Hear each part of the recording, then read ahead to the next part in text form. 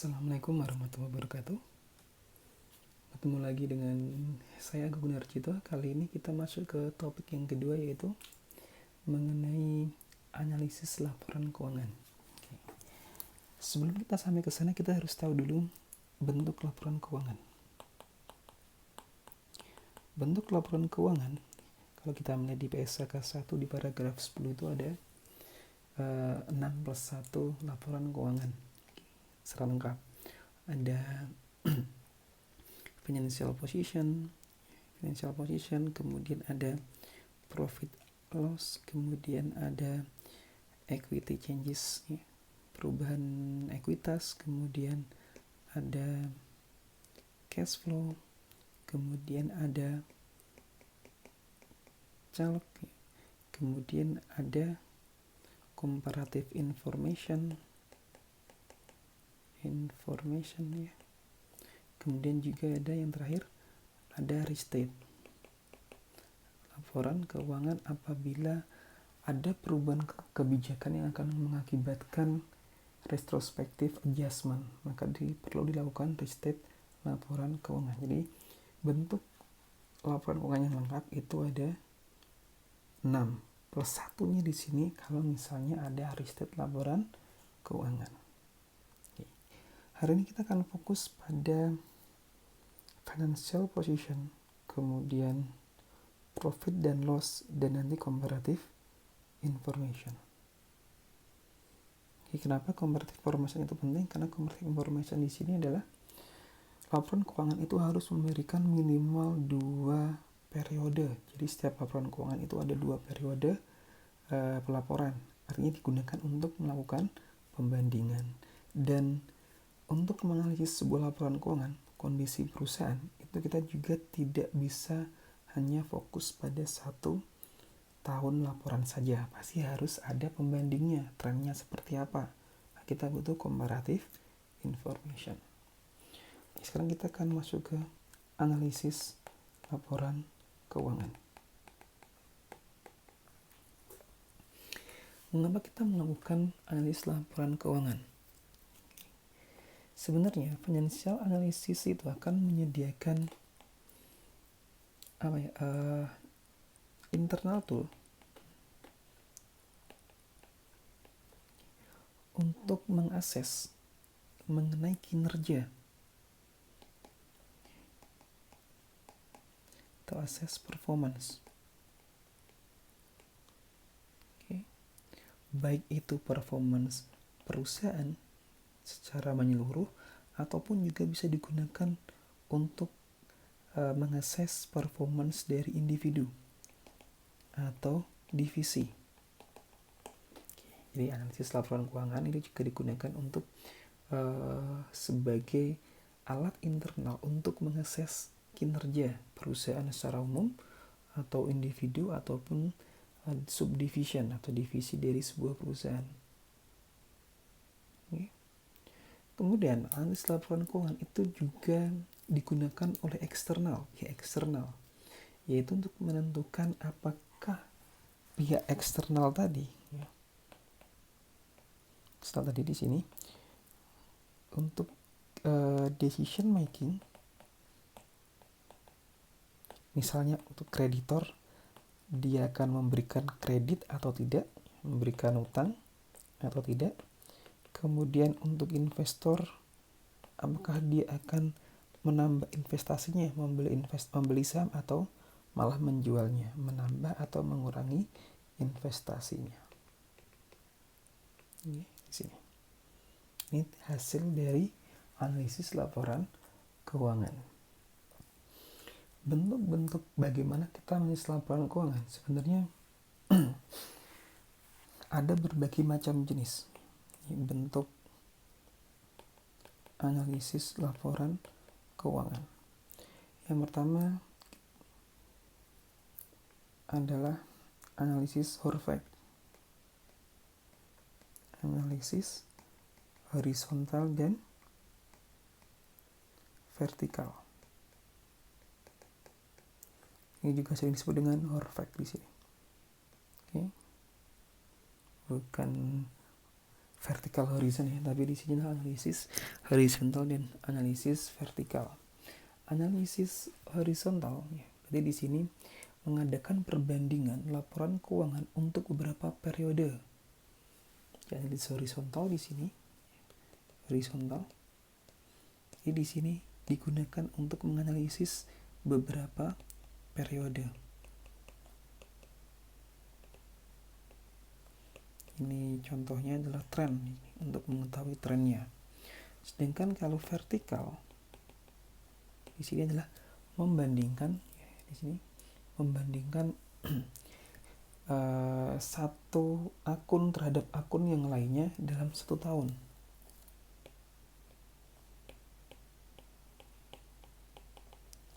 Satu akun dengan akun lainnya dalam tahun yang sama, tahun laporan keuangan yang sama. Ini sering juga contohnya adalah rasio di sini. Contohnya rasio keuangan. Ini contoh dari analisis vertikal. Kalau analisis horizontal itu bisa digunakan untuk melihat trennya. Dan yang kedua adalah analisis kita gunakan yang sering kita sebut dengan common sense statement.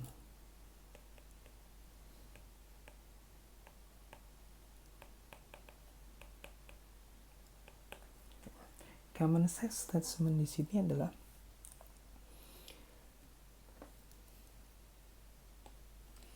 mengubah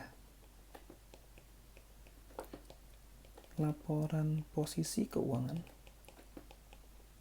atau neraca dan laporan profit, laporan laba rugi dalam bentuk persentase. Untuk yang financial position atau balance sheet, nanti setiap akun dibagi dengan total aset. Sedangkan untuk laporan laba rugi, nanti setiap akun dibagi dengan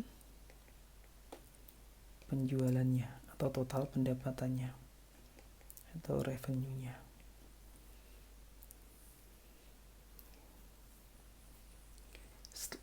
Nanti dalam kita melakukan common sense statement ini tidak dalam 1 tahun, tapi kita bisa gunakan untuk lebih dari 1 tahun atau comparative information, sehingga nanti kan kita bisa lihat naik atau turun persentasenya. Jadi kalau misalnya ada balance sheet, di sini adalah balance sheet ini misalnya ada current asset, ada non current asset, kemudian total asset, ada current liability, non current liability, ada equity. Oke, misalnya current asetnya adalah 200, non current asetnya 800, total asetnya adalah 1000. Kemudian current liability-nya adalah misalnya 100, non current liability-nya adalah 400 dan equity-nya 500. Total equity plus liability-nya adalah 1000. Maka kalau kita rubah ke dalam common sense, ini besarannya, tapi nanti kalau kita bikin adalah per akun, cash-nya berapa, kemudian AR-nya berapa dan sebagainya. Common sense di sini nanti maka akan kita rubah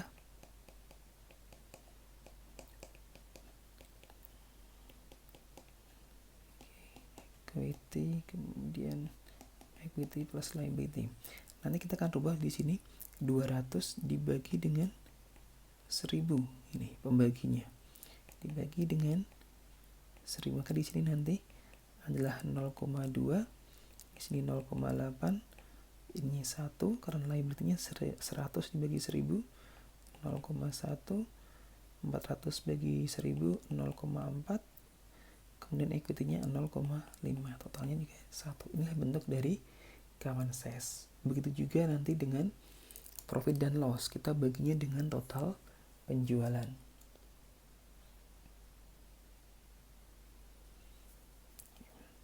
Yang berikutnya adalah setelah common size, financial ratio.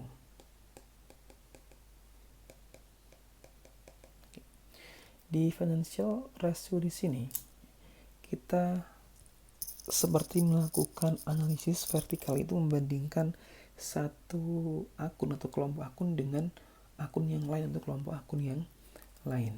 Di financial ratio di sini ini sering kita gunakan karena dia bisa memberikan standarisasi untuk likuiditas, solvabilitas, dan lain sebagainya. Di dalam punya Titman Keong di sini, nanti financial ratio itu akan digunakan untuk mengukur 5 hal. Yang pertama adalah liquidity-nya. Liquidity di sini digunakan untuk mengukur kemampuan perusahaan untuk melunasi utang jatuh temponya, untuk melunasi utang jatuh tempo dalam 1 tahun dalam 1 tahun. Ini sering digunakan rasionya adalah current ratio, kemudian ada acid test ratio atau quick ratio, kemudian apa lagi ada average collection period,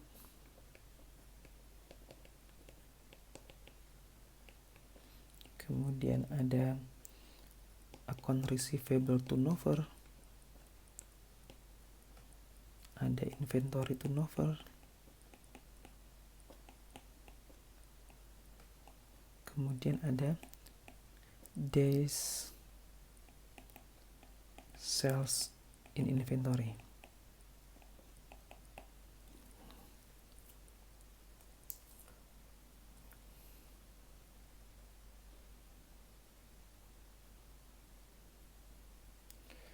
Oke, untuk formulanya nanti Anda bisa lihat di dalam buku atau di dalam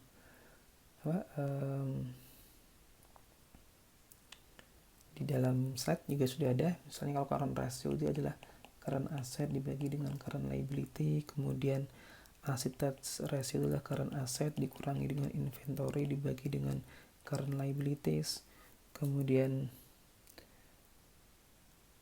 apalagi average collection period di sini nanti account receivable dibagi dengan daily credit sales, misalnya credit sales, kemudian AR turnover di sini berarti nanti adalah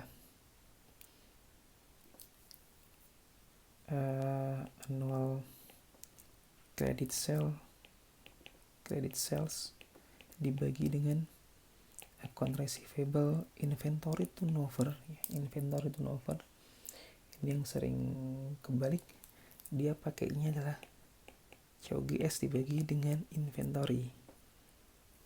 Oke, bukan sales. Ini kalau ada turnover di sini, ini yang atasnya pembilangnya itu adalah sales, tapi khusus untuk inventory kita gunakan COGS plus dibagi dengan inventory. AR turnover, sales dibagi dengan AR, kemudian total aset turnover, nanti sales dibagi total aset dan lain sebagainya. Oke, kemudian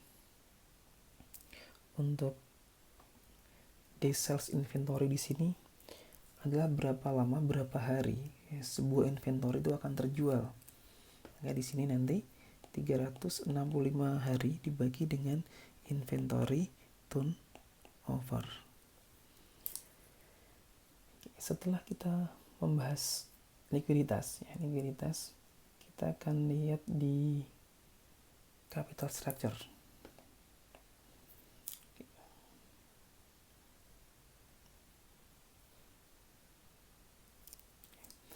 Kalau capital structure di sini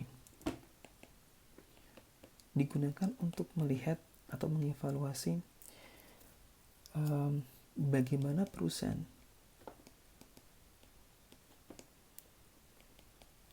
itu membiayai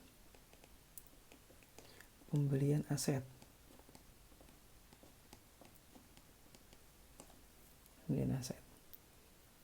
apakah menggunakan utang atau menggunakan ekuitas. Ini sering digunakan ukurannya debt ratio dan juga times interest earned.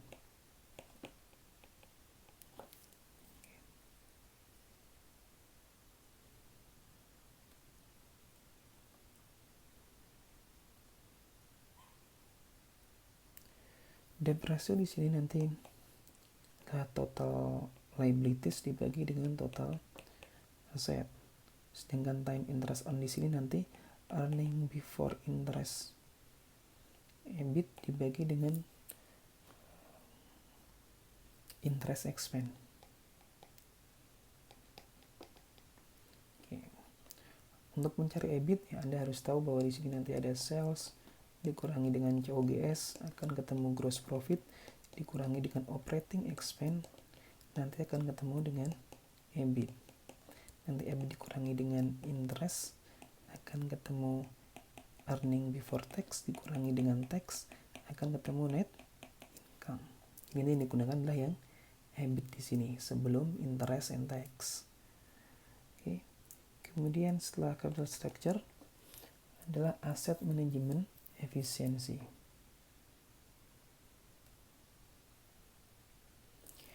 Asset management efisiensi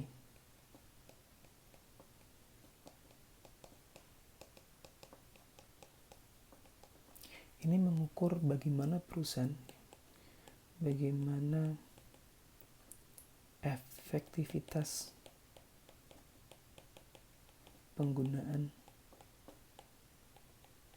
aset untuk menghasilkan revenue.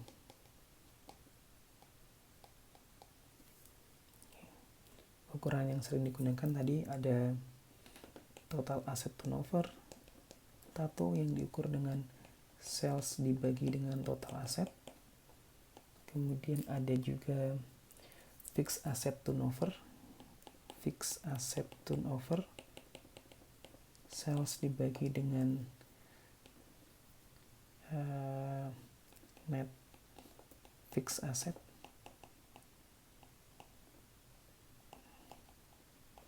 Berarti nanti total non current asset yang bentuknya total non current asset dikurangi dengan akumulasi depresiasi. Fixed asset turnover. Kemudian ada juga receivable turnover. Tadi sudah di atas ya. Receivable turnover, kemudian ada inventory turnover. Ini juga digunakan untuk mengukur efektivitas dan efisiensi pengelolaan aset. Yang ukuran berikutnya adalah profitabilitas. Profitability di sini digunakan untuk mengukur kemampuan perusahaan untuk menghasilkan laba. Kemampuan menghasilkan laba. Ini ukuran yang sering digunakan adalah ada gross profit margin,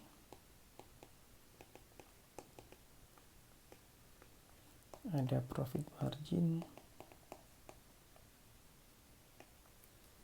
oke, kemudian ada operating profit margin, profit ini simbol profit ya, profit margin, kemudian ada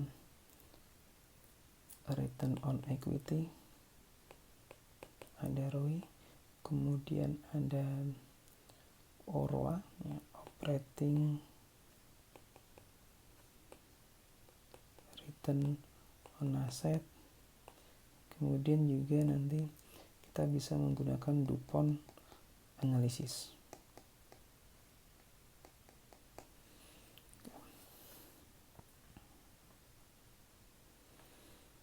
Untuk gross profit margin ya, kita ukur menggunakan rumus gross profit dibagi dengan sales.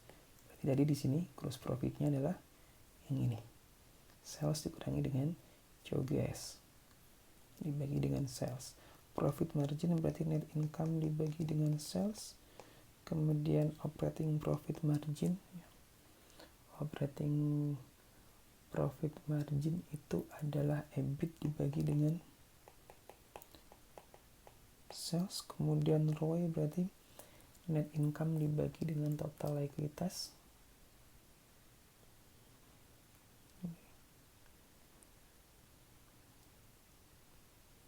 Oke, di sini berarti net income dibagi dengan total likuiditas. Kemudian operating return on asset berarti nanti EBIT dibagi dengan total aset. Kemudian DuPont analysis.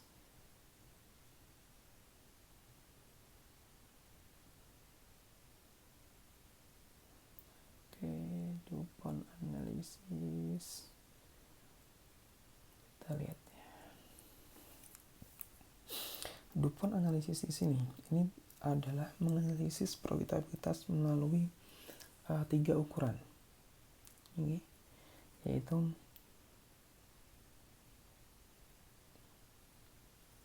ROE. Ya, DuPont analisis di sini digunakan untuk mengukur ROE yang diukur dari 3 hal. Yang pertama adalah net profit margin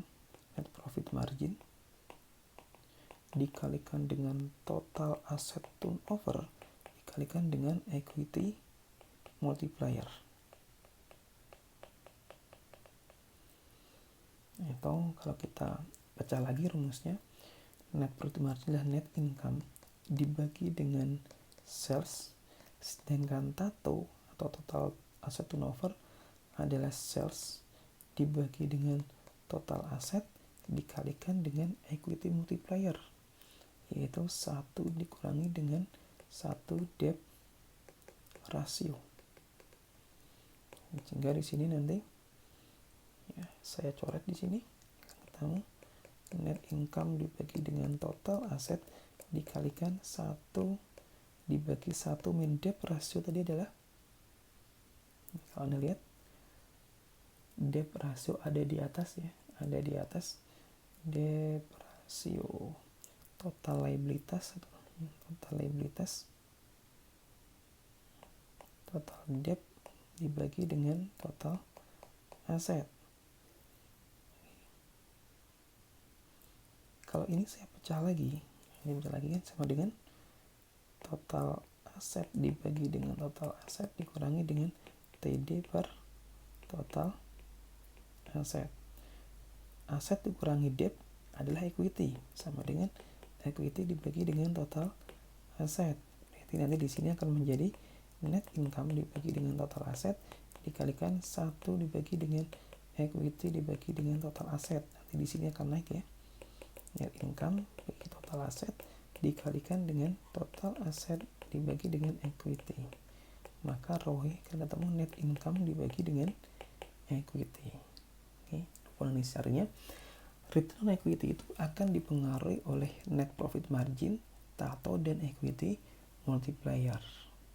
Ini nanti silakan Anda hafalkan, ini sering keluar dalam ujian. Oke, kemudian yang terakhir adalah mengenai market value atau yang E, market value ratio. Oke. Market value ratio di sini adalah untuk menguji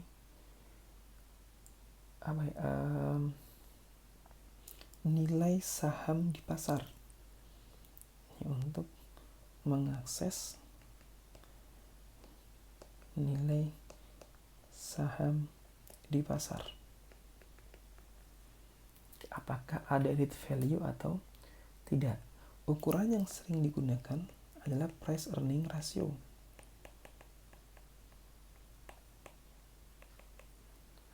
Oke. Price earning ratio diukur dengan market price per share ya. Market price per share, harga saham per lembar dibagi dengan earning per shares. Oke. Kemudian ada market to book value. Market to book value ini diukur dengan market price per share dibagi dengan book value per shares.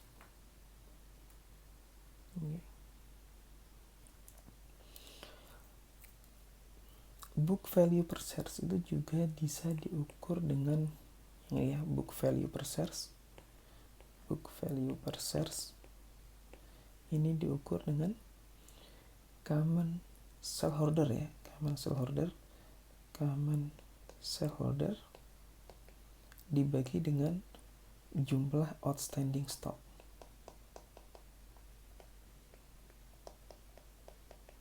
Common shareholder di sini diukur dengan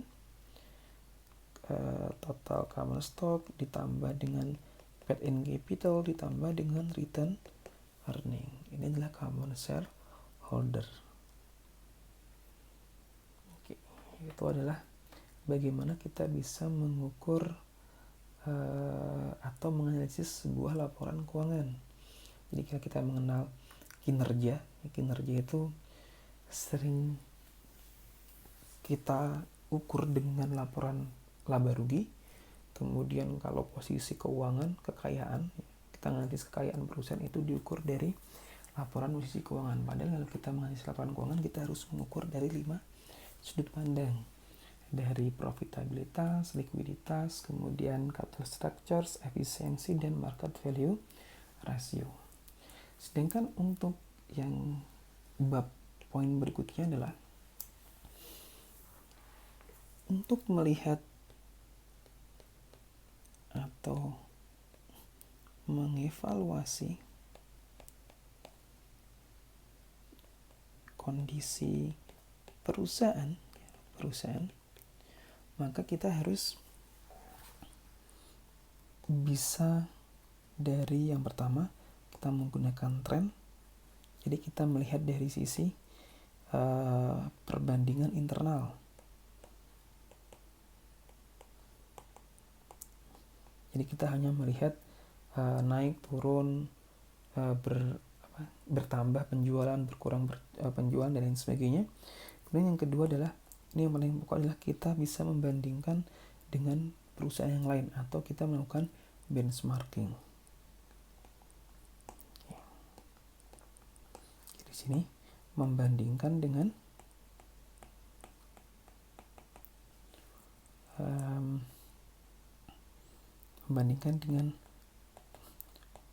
perusahaan lain atau rata-rata industri. Oke. Kalau misalnya Anda melihat profitabilitas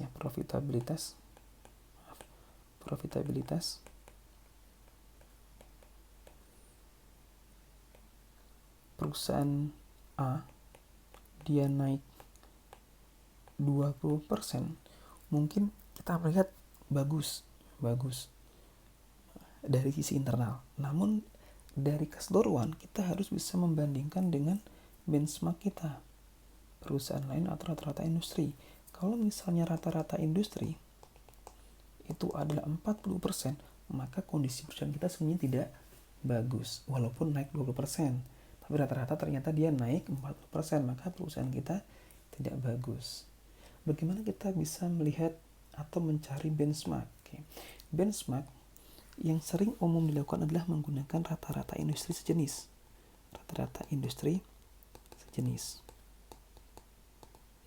Misalnya Anda mengambil industri konstruksi, maka nanti Anda untuk membandingkan perusahaan misalnya Wijaya Karya, Anda bandingkan dengan rata-rata industri di bidang konstruksi.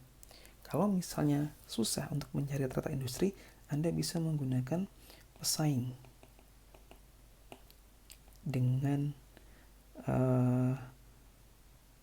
jenis usaha yang sama dan size yang sama, ukuran yang ini size yang sama. Misalnya Anda ingin membandingkan antara Samsung, ingin melihat kondisi perusahaan Samsung, Anda tidak mungkin membandingkan dengan Garuda, karena jenisnya tidak sama.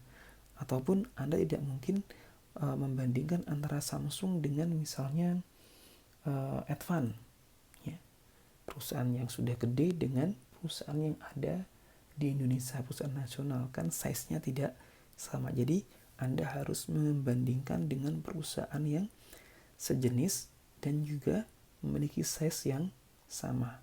Anda membandingkan Samsung misalnya dengan membandingkan dengan Apple.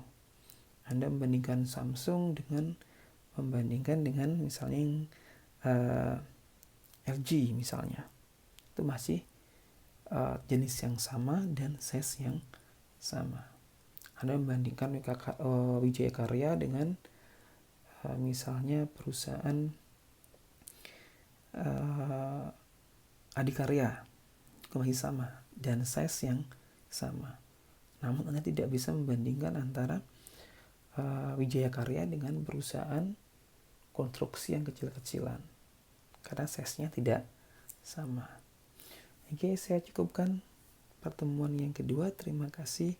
Wassalamualaikum warahmatullahi wabarakatuh.